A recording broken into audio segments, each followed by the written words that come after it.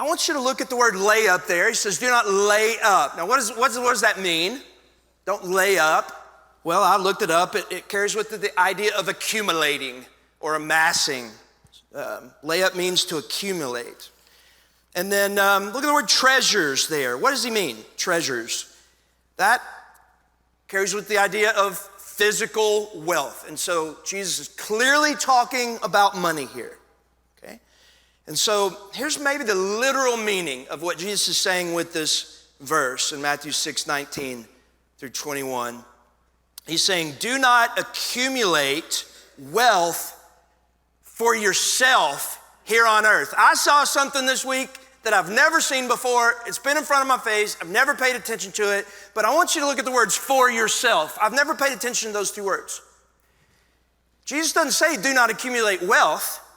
He says do not accumulate wealth for yourself. There's nothing wrong with being rich. There's nothing wrong with having money. It's what you do with your money. You just can't keep it all, is what he's saying. Do not accumulate wealth for yourself here on earth, but instead accumulate wealth in heaven. And look at the last part. He's saying because where your money is, your heart's affections are going to follow it. Now, what does Jesus mean there? That where your money is, your heart's affections are going to follow it, okay? I think an analogy would be like a magnet. Jesus is saying that money is like a magnet for your heart. That wherever you put your money, your heart, your affections of your heart are gonna go wherever your money is. Let me give you an illustration today where I've seen this happen in my own life. And y'all might fire me after this, and so it's been good, it's been fun if y'all fire me after this. But several years ago, myself and a pastor buddy of mine were preaching in Las Vegas. And so we got done preaching or whatever, and we kind of had a free evening, and my pastor buddy said, hey, let's go to the casino and go eat at their buffet. And I was like, all right, I like buffets. So we went, and we ate at the buffet, and we were walking around afterwards, checking everything out, and you know, we got sick of the smoke, and so we decided to leave, and we're walking out the door, and to the right was this sports betting place, right? I don't know if you've ever been to a casino before, but they got these sports betting places where you can bet on sports and watch games and stuff. It was during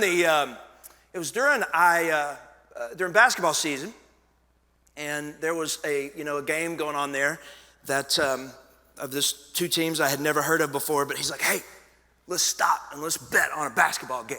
And I had a moment of weakness and said, "All right, let's do it." And so now, two things you need to know about me is, in true story, I hate gambling. I don't like it. I've only done it twice in my life, and I'm not a big gambling fan. I don't know if it's inherently sinful, but it certainly can be, but I'm just not a big fan. And the other thing you need to know about me is I'm not a basketball fan. I'm a football guy and a baseball guy. And it's not that I hate basketball, I'm just kind of ambivalent about it. I just don't really care. If the Aggies were playing in the national championship game, I would watch that game. But other than that, I don't really care, okay? And so, since we didn't have anything going on, I was like, all right, let's do it. I was like, you pick the game and we'll bet on it. So two of the basketball teams that were playing, if I remember correctly, were Southern Illinois and Idaho State, okay? Two teams that I had never heard of in my life. And since we were good Baptist boys, we decided we were gonna bet $2. We asked the dude, like, what's the minimum bet? He's like, $2. We're like, done, here's $2. So we bet $2. Now, I want you to keep in mind that I am not a basketball fan. I never, ever watch it. Also keep in mind, I had never heard of these two schools. I had never heard of Southern Illinois or Idaho State. I didn't know any of the players on either one of the teams. If I was at home flipping through the channels and I saw basketball games, Southern Illinois and Idaho State, I would pass right over it. I could not possibly care less about basketball, much less Southern Illinois or Idaho State. But something fascinating happened after I bet $2 on the game. Y'all know. I was riveted. I was riveted. I watched every second of that game, every pass, every basket. I was glued to the TV. And here's the thing, it's like when and I bet on Southern Illinois. And so when Southern Illinois would start losing, I would literally start feeling myself getting depressed. And then they would go ahead and I'm getting excited. And then they'd start losing again. I start getting really sad. And I find myself, I'm audibly cheering for them when they make a basket. And a few seconds left in the game, my team, Southern Illinois, my team, was down 2 points. And coach calls timeout. We need a three-pointer to win the, you see what's happening here? We needed three-pointer to win the game. And they throw the ball in. There's a couple of seconds left. My heart is beating out of my chest. I stand up. My pastor friend that was rooting for, whatever, Idaho, will stand up too. And with about a half a second left, guy cranks it up, three-pointer. It goes through the basket, and I lost my mind.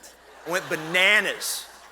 And I'm like yelling at my pastor friend, oh, what's up? Like there, and there's a guy next to me that I didn't even know that was also rooting for Southern Illinois. We're hugging each other. I think we cried at some point. I'm like, I love you, man. I love you too, and what happened? I mean, this is a true story.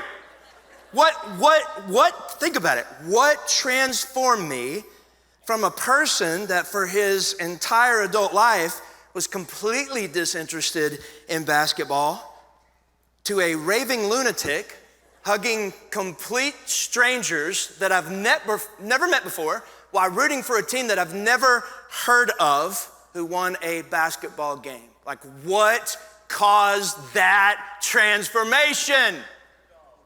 That's right. $2. This is one of the reasons I believe the Bible, folks. Jesus knew what he was talking about. That's what he meant.